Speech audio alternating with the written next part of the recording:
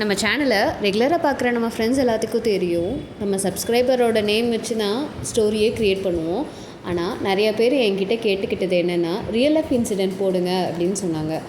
சொன்னது மட்டும் இல்லாமல் அவங்களோட ரியல் லைஃப் இன்சிடெண்ட்டும் ஷேர் பண்ணாங்க. இனிமேல் நம்ம சேனலில் ரியல் லைஃப் இன்சிடெண்ட் வீடியோஸும் வரப்போகுது. உங்கள் லைஃப்பில் நடந்த ரியல் லைஃப் ஹாரர் இன்சிடெண்ட்டை எனக்கு இன்ஸ்டாகிராமில் சொன்னாலும் சரி, இல்லைன்னா கமெண்ட்டில் சொன்னாலும் சரி, உங்கள் ஸ்டோரி அடுத்ததாக வரும். நம்ம சேனலில் ரெகுலராக பார்க்குற ஃப்ரெண்ட்ஸ் எல்லோரும் வந்துட்டிங்கல்ல, புதுசாக பார்க்குற ஃப்ரெண்ட்ஸும் நம்ம சேனலை சப்ஸ்கிரைப் பண்ணிவிட்டு லைக் பட்டன் ப்ரெஸ் பண்ணிக்கோங்க. So once again welcome to my channel. இது உங்களோட சாரூஸ் ஹாரர் ஃபைல்ஸ். இன்றைக்கி நம்ம பார்க்க போகிற ஸ்டோரி பற்றி கண்டிப்பாக எல்லோரும் ஒரு தடவையாவது கேள்விப்பட்டிருப்பீங்க. அதுதான் பூச்சாண்டி ஸ்டோரிஸ். நம்ம சின்ன வயசில் நிறைய அடம் முடிச்சிருப்போம். அப்போது நம்ம அம்மாலாம் நம்மளுக்கு பயம் காட்டி சோறு ஊட்டியிருப்பாங்க. அந்த பயத்தோட முக்கிய அங்கமாக இருக்கிறது தான் இந்த பூச்சாண்டி. நம்ம பாலாவும் சின்ன வயசில் தூங்குறதுக்கு ரொம்ப அடம் பிடிப்பானா. நைட்டு நேரம் தான் ரொம்ப விளாடுவானா.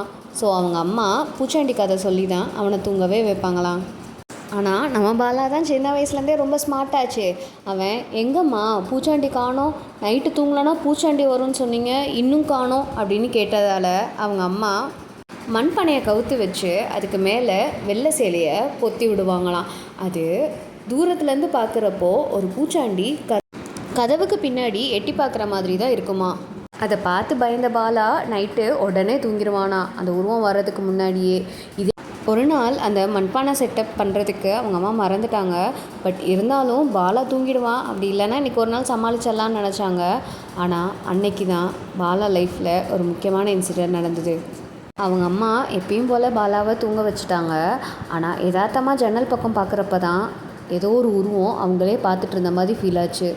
அது என்னென்னு ஜன்னல் கிட்டே போய் பார்த்த அவங்க அம்மாவுக்கு பயங்கரமான ஷாக். என்னென்னா, அவங்களுக்கு முன்னாடி தெரிஞ்சது வெள்ளையாக ஒரு உருவம் கால் இல்லாமல் அந்த இடத்துல நின்றுட்டு இருந்தது தானா.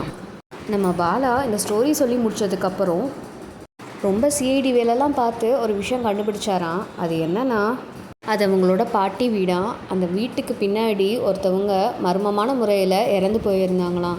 அவங்க ஆத்மாவை நிறைய பேர் பார்த்ததா சொன்னாங்களாம். பட் ஆளாக ரொம்ப கிட்ட பார்த்தது அவங்க அம்மா மட்டும்தானா.